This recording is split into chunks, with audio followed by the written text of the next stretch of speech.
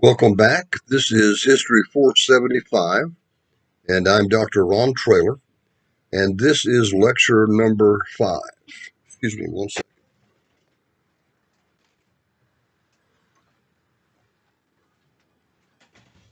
second. Had to shut my office door. Okay.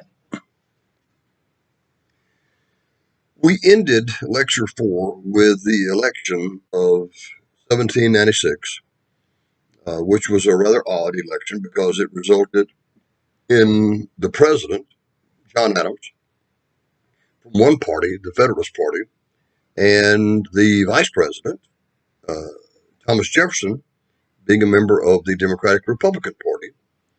And all of this confusion was brought on by the attempt by Alexander Hamilton to meddle in the election of 1796. All right, so Adams has been elected president. So let's talk about Adams's administration. He was from Massachusetts. He was a lawyer from a little town near Boston. He had been a leader in the Revolutionary Movement. He had served in the Continental Congress. He had also served as a diplomat to not one, not two, but 3 nations, to England, France, and Holland.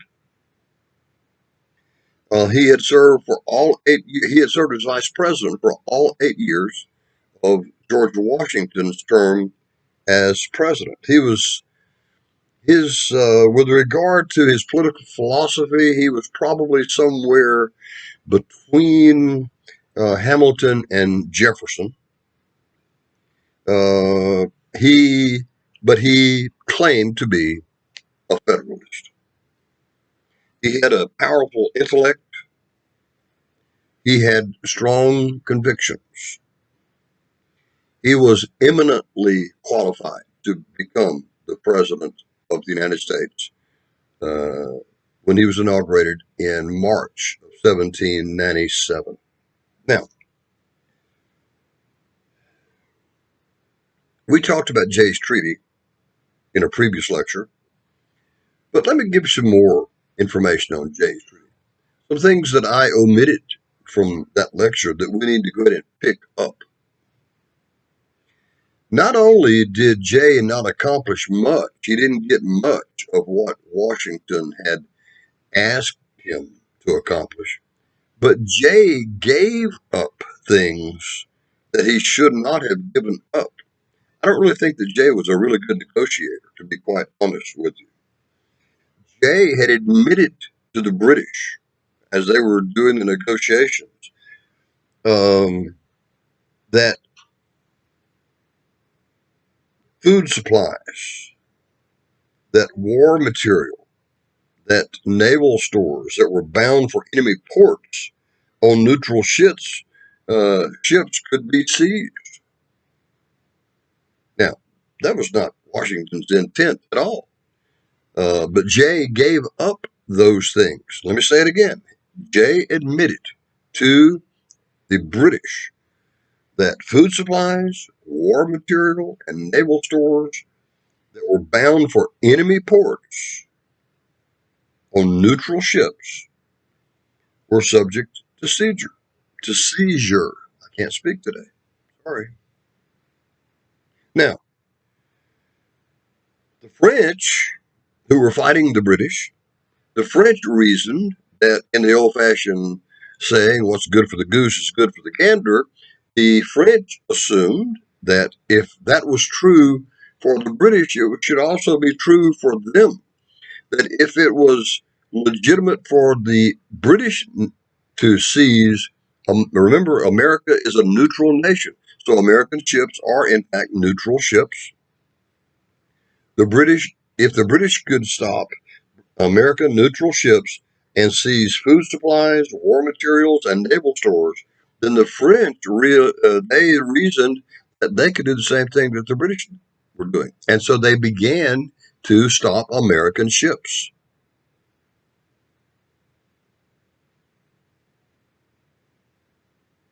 So in 1796, while Washington was still president, he was in the very end of his term, of his second term, the French announced that they would not tolerate trade between the United States and England, and that they would stop American shipping on the high seas, examine the cargoes to determine if any of the cargo pertained to food supplies, war material, or naval stores. Now, the French did not have a powerful navy, but what they had was a large number of privateers. Now, a privateer, let's talk about that for just a moment. A privateer ship is not a member of the navy of a nation. It's a privately owned ship that has received permission from a particular nation to attack the enemy ships of that nation.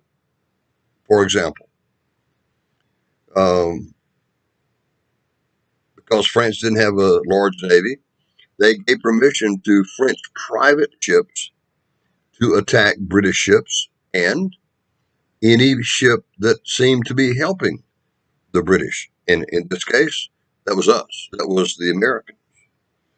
By this time, by 1796 or so, French privateers had really seriously damaged American shipping. Washington had sent a diplomat to Paris. His name was, now this is the other Pinckney. His name was C.C. Pinckney, Charles C.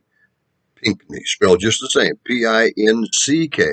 He was a brother of the other Pinckney, Thomas. Pinckney was given orders to go to Paris to seek an accommodation with the French. Now, Washington does that at the very, very, very end of his administration. Now, please remember, I've not mentioned this, so you can't remember. Let me tell you for the first time. Back in those days, communication was only as fast as the fastest transportation. Now, what types of transportation were available? Well, you could walk, you could ride a horse, you could ride in a buggy, you could float downstream on a river, because remember, no such thing as a motor yet.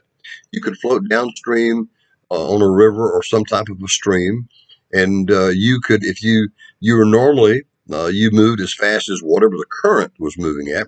If you wanted to move a little faster, then you could use oars or a pole or something like that. Because transportation was so slow, it took months for messages. It took months for ships from, example, the United States to get to England or to France. Months across the Atlantic Ocean. Now, we can fly across the Atlantic Ocean in 6 hours, according to where we're starting from these days, right? But that was not the case then. So transportation across the Atlantic was really slow. And what that meant was that communication across the Atlantic was equally as slow, because communication could not be any faster than the fastest transportation. No telegraph, no phone, no shortwave, none of those things that we enjoy today existed. It was all snail mail. Now, so Washington sends Pinckney at the very end of his administration. So while Pinckney is out in the middle of the Atlantic Ocean heading toward Paris, Washington leaves office and John Adams is inaugurated as president of the United States. 3 days after Adams becomes the president, he receives word that the French revolutionary government has refused to see Pinckney, but has refused to accept his diplomatic credentials, and that French ships were continuing to attack American ships.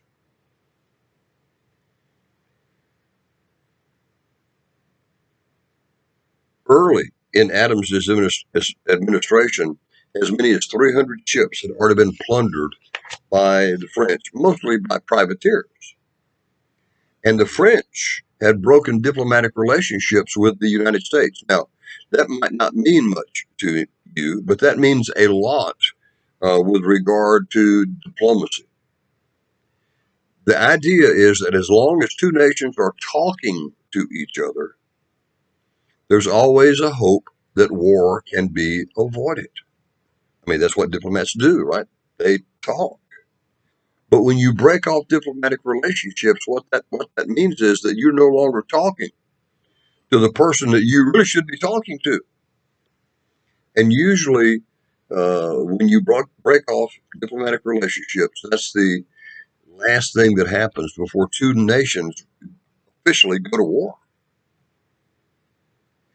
Now, Adams was the president of the United States. That's true. But the reality is that Adams was not in charge, and Adams was a Federalist.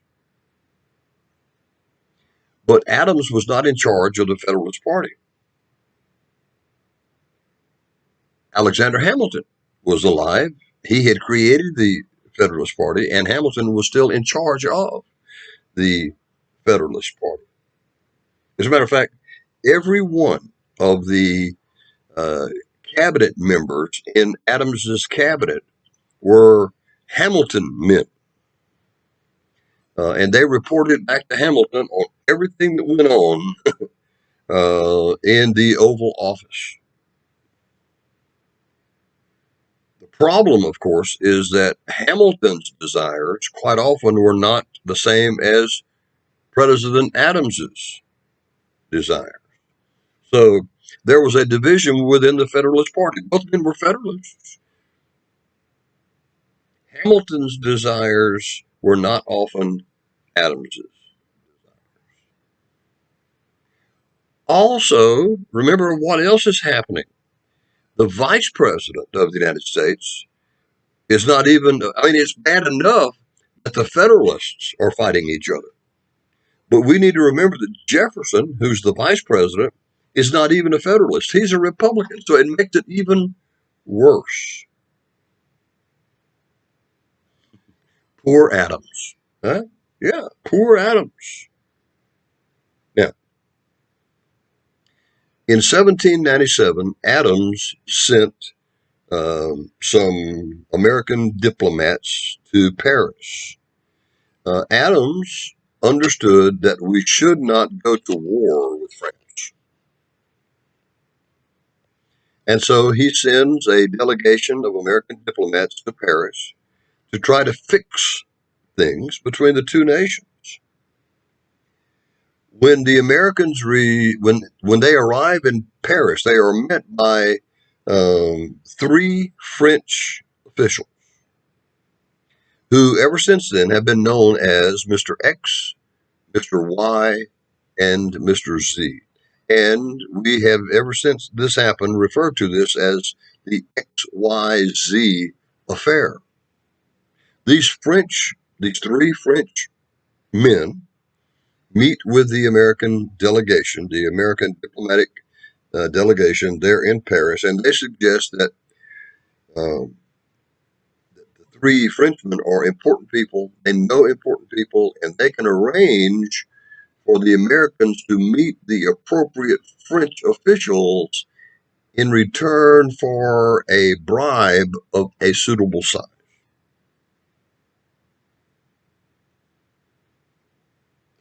This bribe would set the negotiations in motion and very well might result in an improved relationship between the French and the Americans. In addition to the bribe, Mr. X, Mr. Y, and Mr. Z also demand an apology, an official apology from the United States for an anti-French speech that President Adams had made in Congress earlier. So we want money, we want an apology, and if we get those things, then we can introduce you to the proper people. Now, Adams receives, it takes a while. Remember, communication can only be as fast as transportation. It takes a couple of months for Adams to get this knowledge. He doesn't get it until March of 1798, which, by the way, was the first inauguration, the first anniversary of his inauguration. He decided against asking for war. He knew within reason that we couldn't defeat the French. So why try? Why lose all that blood, all of those people, and still lose a war? Instead, what he asked Congress to do was to strengthen the Army and the Navy so that if war came, we would have a better chance of winning, which really made sense on Adams's part.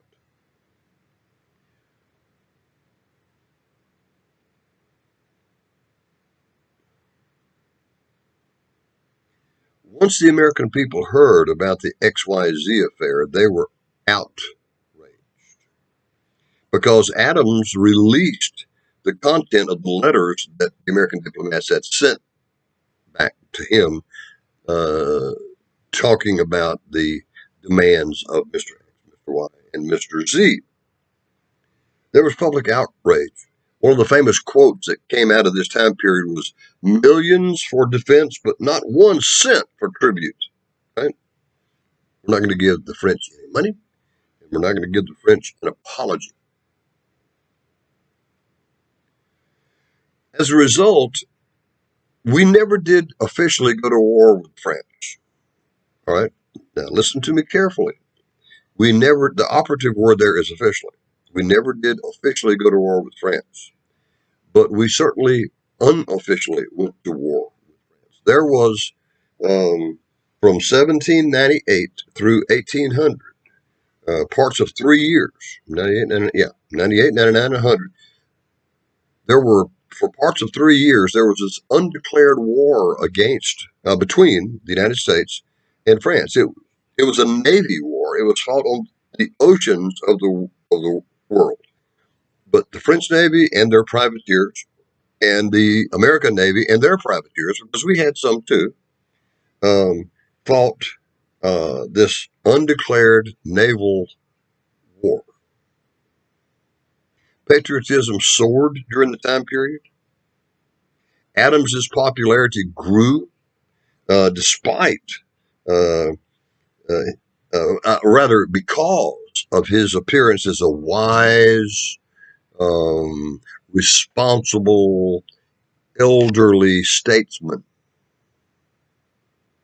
Congress authorized the capture of French ships. They stopped conducting business with the French. They renounced the treaty, the alliance of 1778. Now, for all practical intents and purposes, the alliance of 1778 was already dead. But this made it official, right? This was a legitimate reason why we could end the alliance of 1778. Now, Adams receives permission from Congress. Remember, if you know anything about your Constitution, it's Congress who finances the military, the Army, the Navy, the Marines, today, the Air Force, the Space Force, right? We've got a new branch.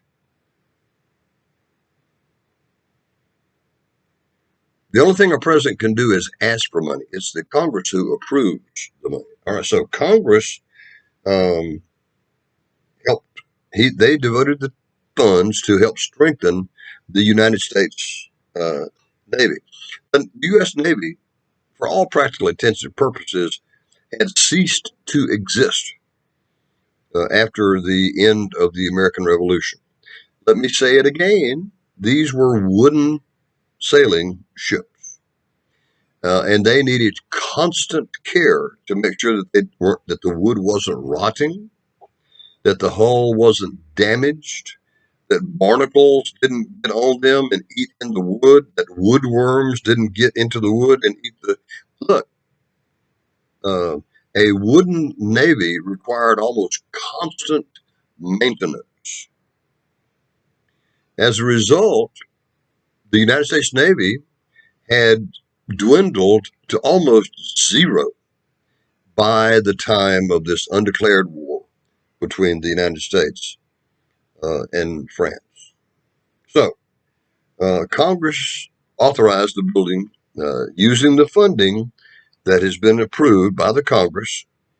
They authorized the building of 6 new naval vessels. That had happened in 1794. That had happened while Washington was the president. But by 1797, when Adams by the time that he's the president, 3 of those 6 ships have been built. And they are put into service. And one of those ships is probably the most famous ship that has ever existed within the United States Navy. The names of those 3 ships that were put into service were the Constellation, the United States, and the really famous one, the Uss Constitution. More familiarly, I can't speak today, sorry, known as Old Ironsides. It was said that the oak that made up the hull of the Constitution was so strong that literally cannonballs would bounce off of it. They called it Old Ironsides.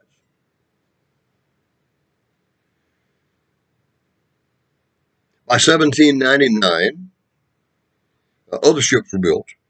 By 1799, there were a total of 33 ships in the American Navy. Even though we had really grown our Navy considerably, it was still a very weak Navy compared to the navies of England and of France. Now, also, in addition to the Navy being expanded, the Army was also expanded quite a bit too. By 1799, no, 1798. By 1798, the United States Army had 10,000 soldiers. Isn't that crazy? That was considered to be a big number back in those days. Today, that's chump change. That's less than one modern American division. A modern American division usually has about 15,000 men. There were 10,000 men in the entire United States Army, and we thought that we really had something. Adams actually recalls Washington from retirement and puts Washington back in command of the United States Army. Now, he never has to worry about that. He never actually takes command because he passes away. He passes away at about this time.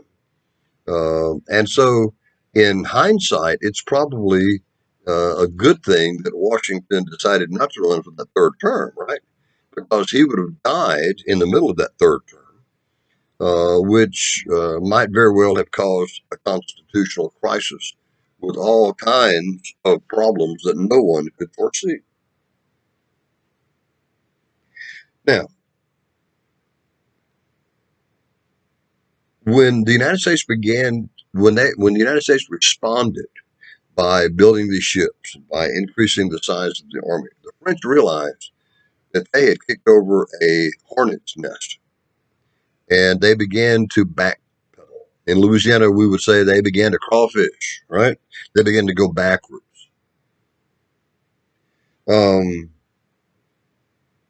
The French began to make peace overtures to the United States. You know, one of these can't we work this out type of a deal. And so in 1800, Adams sends a delegation of American diplomats to Paris. Seems like it's always happening in Paris, right? They go to Paris, and the result is the is a treaty called the Convention of 1800. And fundamentally, what the Convention of 1800 did was it did away with this phony war, this secret war, this unknown war that was going on. Something else happens here that will have long-range repercussions for the United States and for us right here in Louisiana. By the spring of 1800, Thomas Jefferson was the president of the United States, and we will talk about the election of 1800 shortly. But for right now, permit me to get the cart in front of the horse and tell you that in the spring of 1800, in the spring, okay, let me back up. Let me do crawfishing. I'm about a year off, so please forget what I said. Let's talk about the Convention of 1800. Let's start all over. We send a delegation to negotiate some type of a treaty, and the result of that negotiation is the Convention of 1800. Now, by that time, in 1800, John Adams was still the president of the United States. That's the point that I was trying to make by crawfishing. Adams was still in office. When those American diplomats got to Paris, they discovered that the government had changed, and that a fellow by the name of Napoleon Bonaparte was now in charge in the nation of France. There was a new government and a new leader, Napoleon Bonaparte. Now, the United States had two objectives by sending these diplomats to Paris at that time. First, the tables had sort of turned. They were now demanding that the French pay the United States for the value of the ships and the cargoes that the French had seized on the high seas.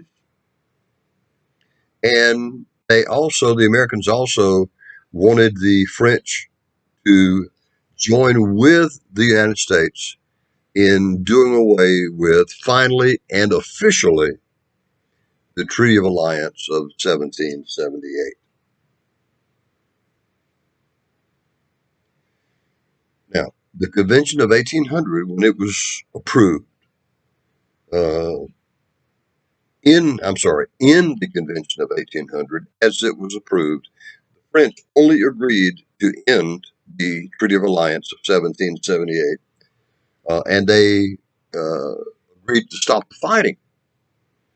But they never agreed to to reimburse the United States for the value of the ships and the cargoes that had been lost.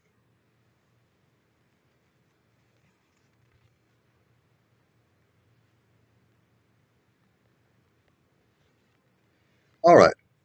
And now that brings us to the election of 1800. Remember who the president is. John Adams of Massachusetts is the president. Thomas Jefferson of Virginia is the vice president.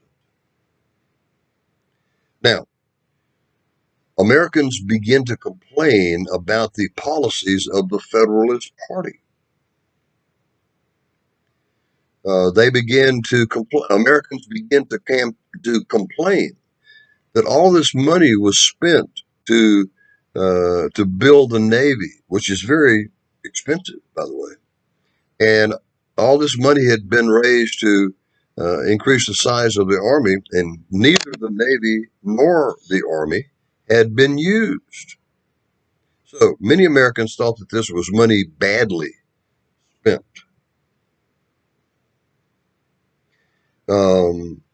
Many people on the frontier still resented the outcome of the Whiskey Rebellion, even though that had taken place several years earlier.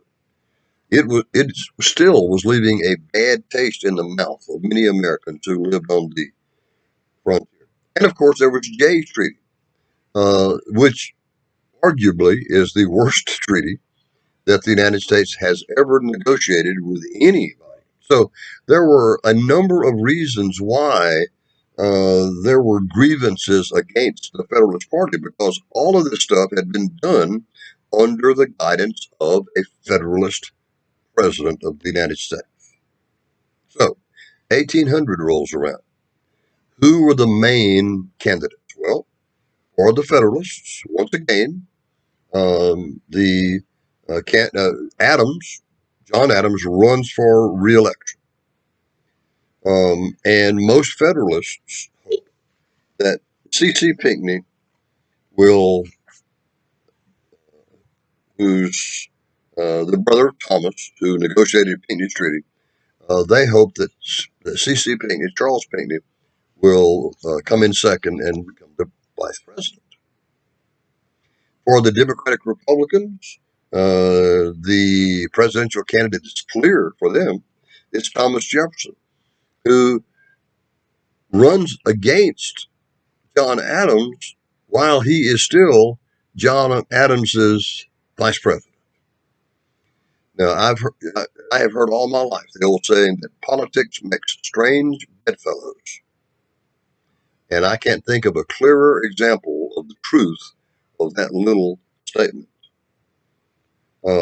Jefferson was the preferred candidate for the Republicans, and Aaron Burr was the preferred candidate for vice president.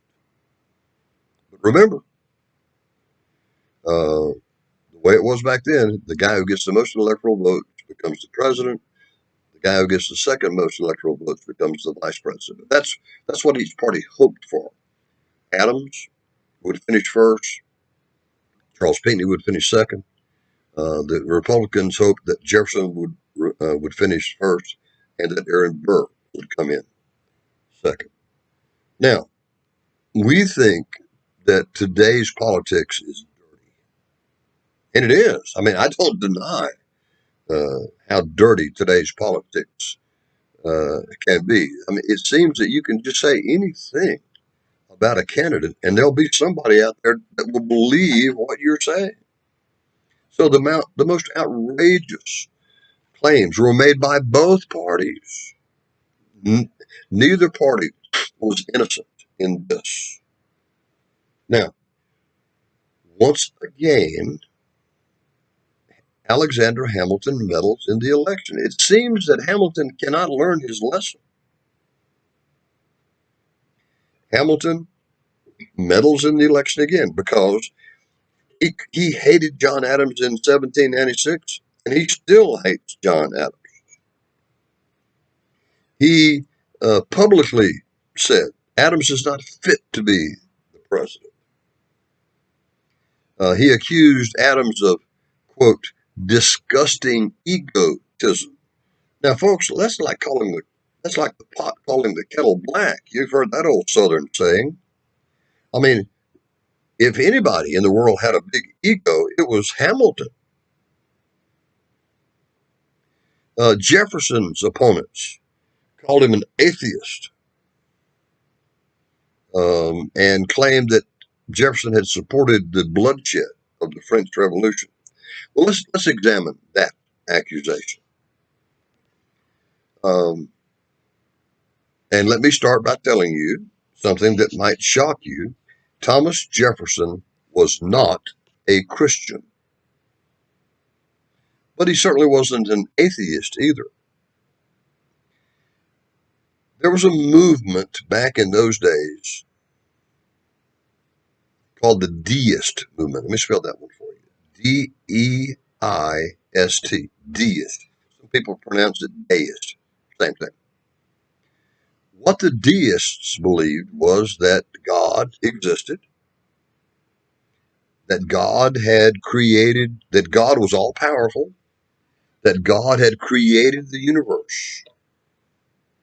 But they also said that once God had created the universe and started it in motion, right, that he stepped back and he no longer involved himself in the universe. He let the universe run by itself. Many of the deists use the analogy of a clockmaker. The clockmaker makes the clock, right? He winds it up, he lets it go, and it runs by itself. After that, he doesn't have to touch it again.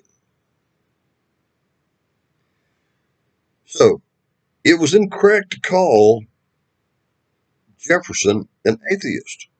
He was a deist. He did believe in the existence of God. It would have probably been more accurate to call Jefferson an agnostic, someone who wasn't really sure of what they believed, right? But he certainly did not believe in the divinity of Jesus. And of course, that is the fundamental belief of Christians, that Jesus was the Son of God. So Jefferson might have had religious beliefs that were not part of the mainstream, but he was certainly no atheist. But that didn't stop people from accusing him of being an atheist. And uh, as far as supporting the bloodshed of the French Revolution, it is true that Jefferson and the Democratic Republicans always preferred the French over the English.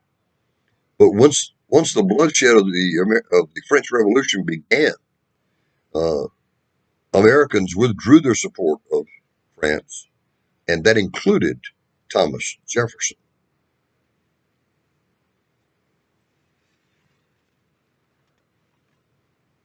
I always love this. This is a direct quote. This is something that Jefferson was also uh, accused of.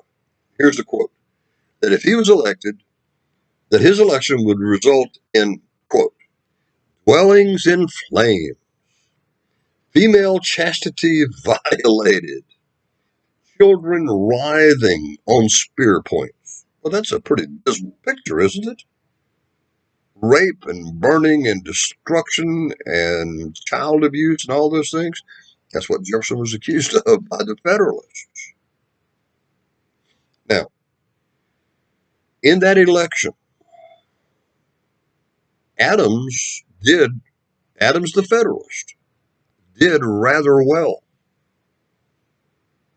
His party, the Federalist Party, didn't do nearly as well as a party as Adams did as an individual candidate. Jefferson receives 73 electoral votes.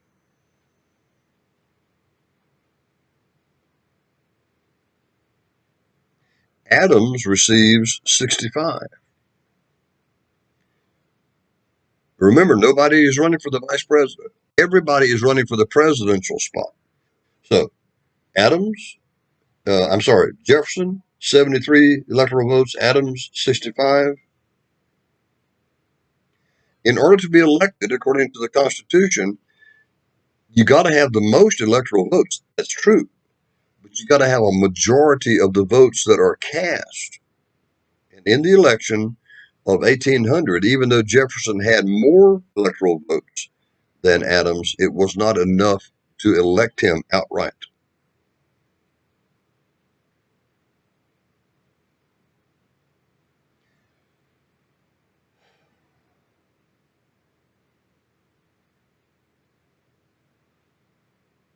In 1800, because nobody was elected president outright, the election of the president constitutionally was decided by the United States House of Representatives.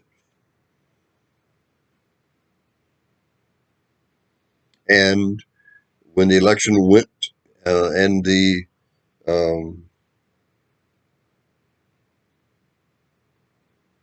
in that election in the House of Representatives, Jefferson was elected president of the United States, and Aaron Burr, his name was sent in also. Aaron Burr becomes the vice president, and poor John Adams, who finished a strong second, was out in the cold. So if there's anything good that comes out of this, both the president and the vice president in the election of 18, as a result of the election of 1800, are at least from the same party. But here's something: Burr Burr always understood and everyone thought that he accepted the fact that what Burr wanted was the vice presidential. He wanted to come in second. That everybody, if you were a Republican, everybody would vote for Jefferson, and then the second place winner would be the Republican Burr. Burr, once the election went to the House of Representatives, Burr actively campaigned for the presidency, and it made a lot of people mad that he had gone against what was expected of him. And so, even though he becomes Jefferson's vice president, Jefferson never trusts him again because Burr had been working against his fellow Republican Jefferson. It didn't matter to Burr that what he was doing was not illegal. It was not even immoral, probably, but it certainly was unethical. And as a result, Jefferson Burr never played an important role in Jefferson's administration. Oh, excuse me, itchy nose. Now, let's get back to John Adams for just a moment. And now think about John Adams. He is the incumbent president of the United States, and he's just been defeated by his own vice president, who's run against him. He has done well. He didn't do well enough to be elected. He has done well, but his party hasn't done well in the election of 1800, and Adams knows that. But as a good, loyal Federalist, Adams takes steps to guarantee that the Federalists will not disappear. And so, what Adams does, he does something that we still call packing the judiciary. He creates a number of new judge positions scattered all over the country. And every person that he nominates to fill now, how do you become a federal judge? How do you become a federal judge? First of all, you're nominated by the president, and then you're confirmed by the Senate. Only then can you take the job. So,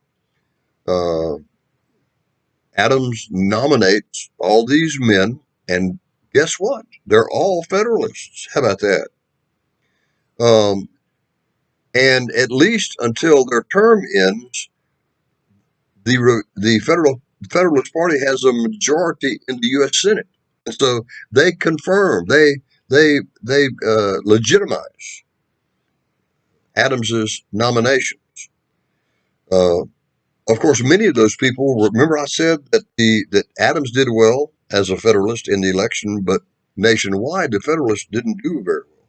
Many of the Federalist senators in the U.S. Senate had been defeated, but they were still in the Senate until the new people could take over. So they were there to support Adams' nomination of all these Federalist judges. Now, Adams also nominated a new Chief Justice for the United States Supreme Court. Now, the process is rather the same. In order to become a justice, which is, being a member of the Supreme Court is a federal judgeship, isn't it? Sure.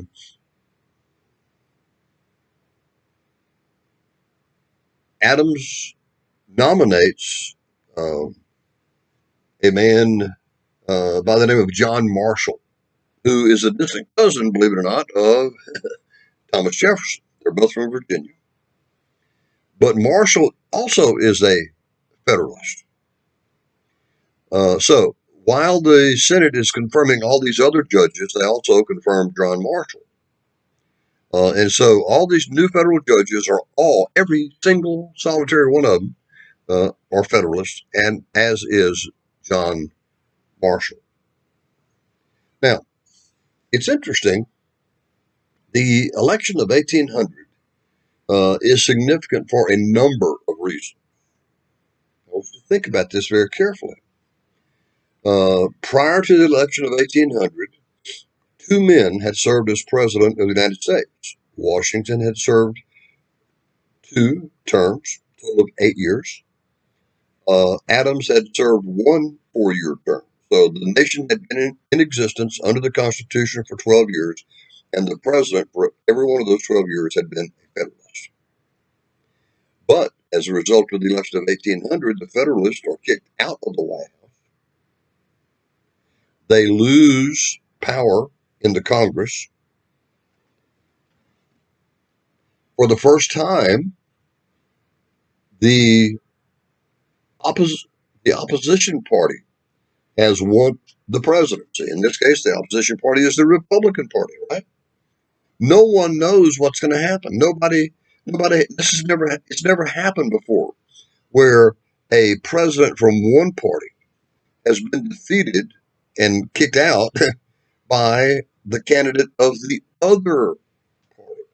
Many Americans are convinced that the result of the election of 1800 was going to be bloodshed. That Adams is going to refuse to leave the White House, and that the United States military is going to be forced to be brought in and forcibly remove Adams and seat Thomas Jefferson. And that fear was called the Revolution of 1800. The Revolution of 1800. Well, as it turned out, the election of 1800 was revolutionary, but not for the reasons that people were scared of back then.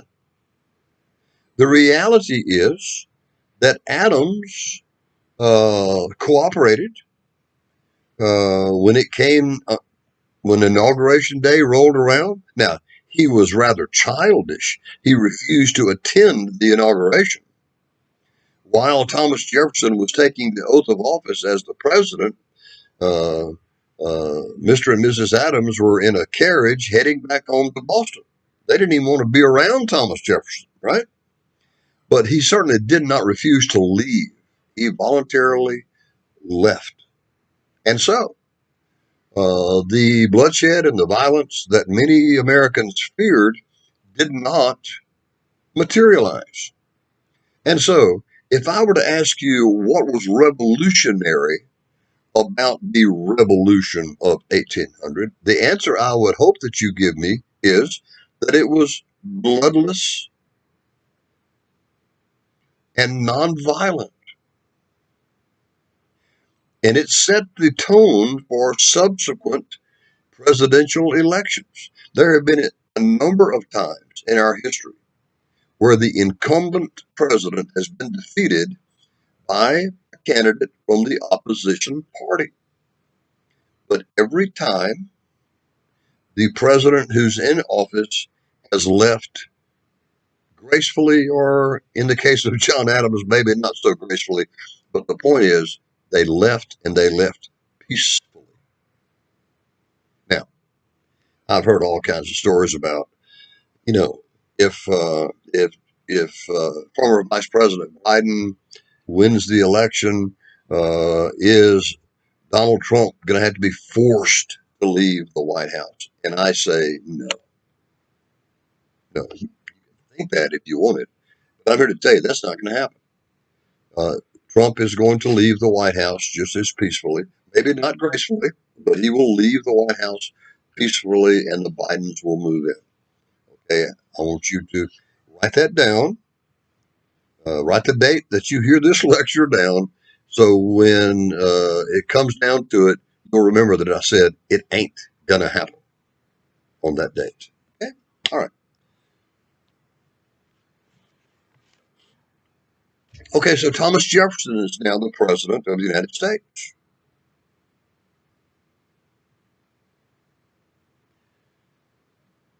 His inauguration was unique, to say the least. He was the first president to be inaugurated in Washington, D.C. Washington, Washington, D.C. in March of 1801 was still being built. Remember, Washington, D.C. is a city that was built from the ground up. There was nothing there. It was a big swamp. They had to drain that place before they could build anything on it.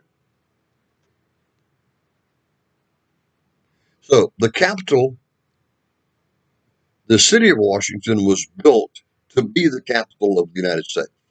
There was no pre-existing city there. All right? Now, it was a swampy southern town that was still in the process of being built. Very few people lived there year around. The city, the town, only really came alive when the Congress was in session. The streets weren't paved. There were muddy streets.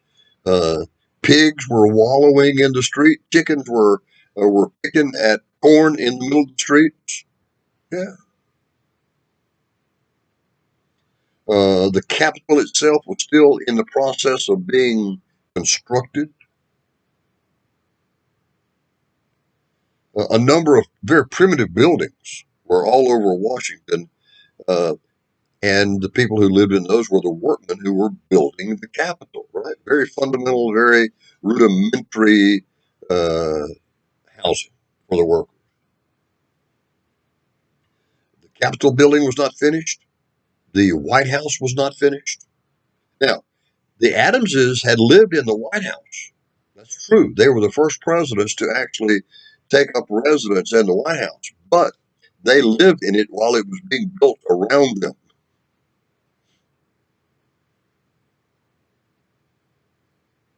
I've heard stories that Abigail Adams, on days when it was raining, she would hang her wash in the rose room of the White House.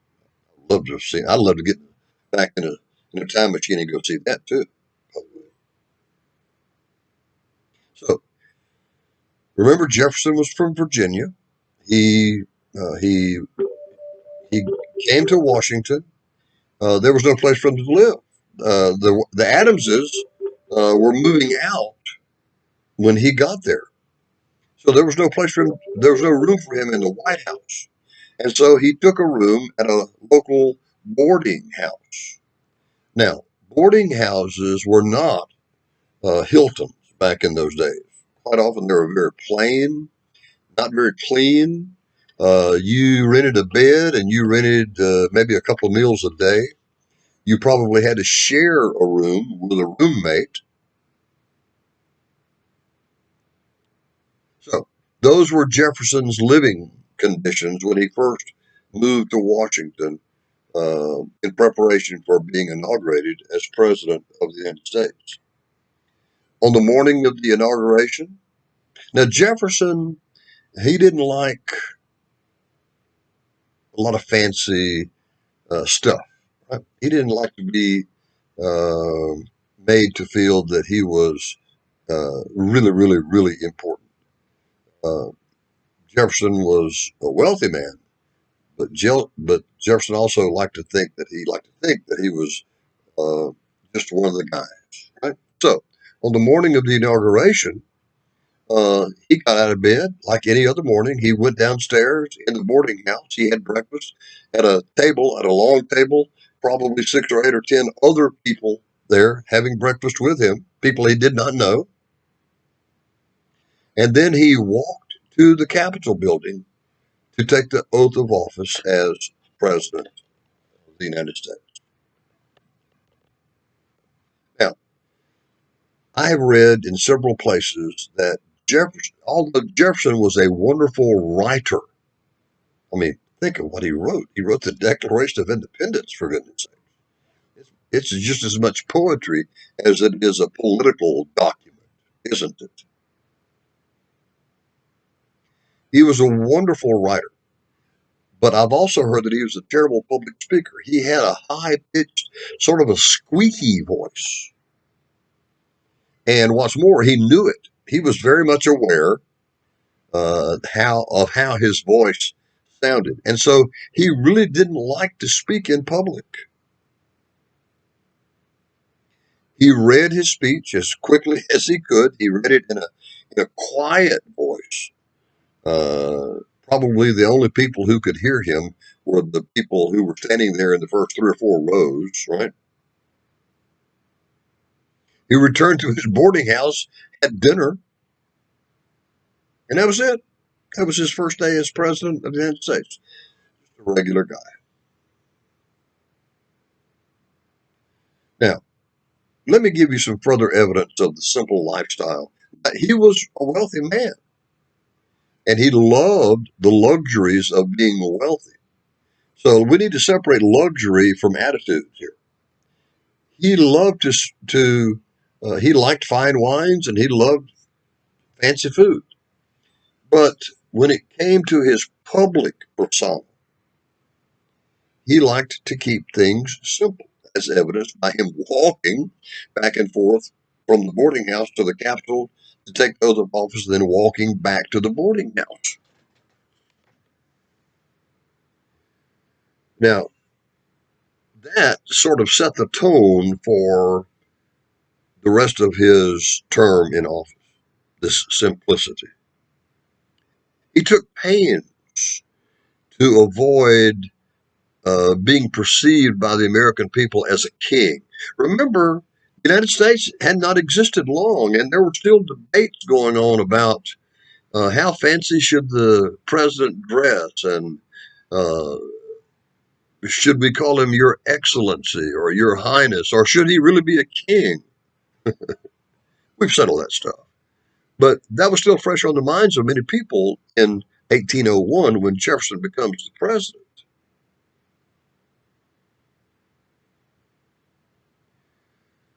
He took pains to avoid looking like a king, right? He dressed simply.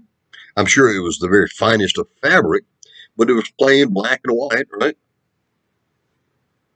He discarded the fancy carriage and the matched horses that both Washington and Adams had used during their presidency. He rode around Washington on a horse all by himself in a saddle. White House dinners. Now remember, by this time, Jefferson is a widower. His wife had passed away years early. He never remarried. Remind me to tell you about Sally Hemings, though, okay? But not right now. He never remarried. And when he had official state dinners in the White House, he replaced the banquet table. The banquet table, most banquet tables, are long and narrow, right?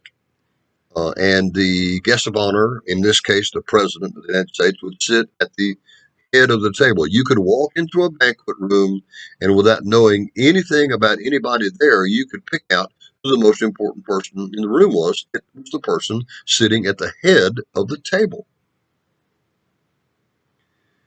Jefferson believed that all people are created equal.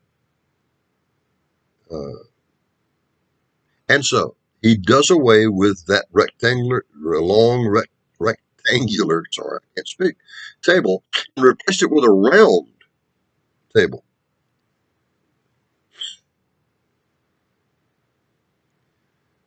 And with a round table, it was impossible to show who the guest of honor was, right? Who knew? Unless you just knew. If you were a stranger walking in on the street, you couldn't look at that round table and figure out who the important people were.